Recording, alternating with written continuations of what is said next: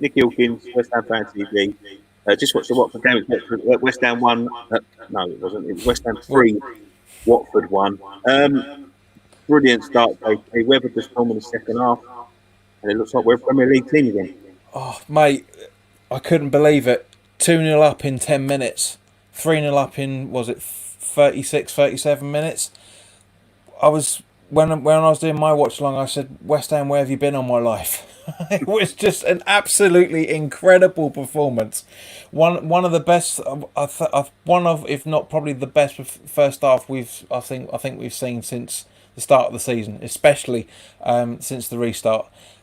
Mathematically we're all right now. Not Because as quite, we but it will take a fucking disaster. Oh, Right of now. course, mate. No, I mean, don't get me wrong. I can't wait for the season to be over in 9 days' time. I can't wait. Just get that monkey off our backs, and we'll be able to concentrate on next season with two shockingly bad home and away kits. But I'm very very happy with that result. I would hope we can get something over the next week, get some decent performances, and so we're not mathematically safe. We're safe because we deserve to be safe.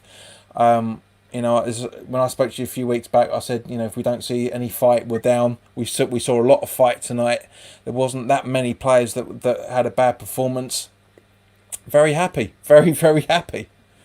Listen, there's big performances out there tonight, but once again, Antonio, Yeah, Owen, and Soucek. I mean, talk about Antonio form, 7 out of 7, absolutely excellent. But I think one of the main reasons we've been winning these games is the brilliant Bowen, the deliveries he puts in, and yeah, Soucek, who is looking more and more like a goal scoring midfielder. He likes to run from deep and he gets goals. mate. The more he plays, the more I'm seeing him being like a Kawate. Absolutely, just who would have thought that a defensive midfielder would be the box to box midfielder that we were dying out for over the last 3 or 4 seasons now. But as I said, you could argue with Watford's one, the goal that they scored, that there was a bit of ball watching from Rice and Creswell, but it's a lucky rebound. I can't really criticise anybody out of there. I mean, I know there was some chat saying that Noble wasn't exactly at his best, but Ogbonna got man of the match, and it was quite rightly so. Bone played very, very well. As I say, I can't really think of anybody. I mean, even Creswell had quite a good game. To be fair, it's a very, very good ball from Bowen for the Soucek goal, and a very, very good. I mean, but for me, the goal of the night, Rice. Where the bloody hell did that come from? He looked up. He looked up once, if that. But there is an argument. There is an argument that Foster could have done better for for 2 of the 3 goals. But who cares? We're safe. That's all I care about right now. Tell you Who what, mate, cares? as good as Rice's was, Helena nearly outpaced him. Yeah, absolutely. Again, if Foster hadn't put a touch on that, that was in. That was 4-1. Yeah. But also for that matter, mate, how many times have we seen this at half time? Because we had 7 shots and 3 on target. All 3 had gone in. Obviously, had gone in. Yeah. With and Watford had 4 or 5 shots and only 1 on target.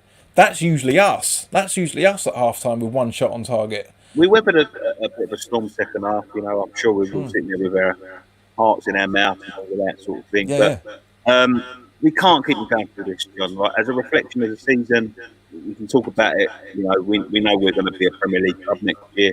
We can't keep doing this. No.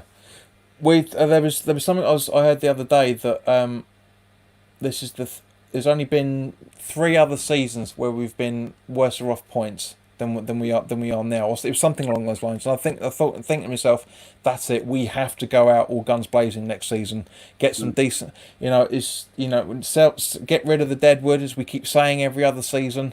Bring in some decent players. Don't do the capitalist throw money at the problem, because it doesn't help. We need to be paying decent money for decent players, not over the top money for average to decent players. That's but otherwise, because if we don't get our strategies right, mate, for the summer one and whenever the January one's going to be, I honestly think we're going to be down. We have massively ridden our luck this season. We've really, and last season to a degree. You know, because finishing Listen, 10th was a one-off. it was you know, for the how many seasons have been in now? 4, 3 or 4 seasons have been realistic relegation battles. None of them Yeah. mid-table obscurity under Pellegrini. But will this sort of give Sullivan a golden nudge because it's getting closer and closer? And you've seen like Stoke, Sunderland, Wigan, go down and they're in real trouble now. Yeah, that's what I'm saying. That's why we have to go all guns blazing next season. Get the right players in for the right price, because we'll know how tight things are going to be money wise next season because of this pandemic. Sullivan's going to hide again behind it like he always does. But at the same point, we've got some players that we need to be getting rid of. For example, Anderson, Lanzini. We will still get some decent money for at least those 2 players. There's a few others, Balbuena as well, for that matter. If we invest it wisely, we'll be okay. If we don't, we're going to struggle. And I really, really don't want us to keep going around the cycle as everybody else, for that matter. We don't want everyone going around in this cycle every other season. We need to be doing some proper solidity when it comes to the league now. We have to. Listen, mate, you enjoy your weekend. I'll let you get off and get a few beers. I'm sure you need it. Mate, I've already had 3. If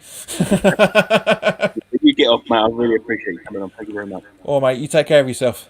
Cheers, pal. Thank Ta-da. you.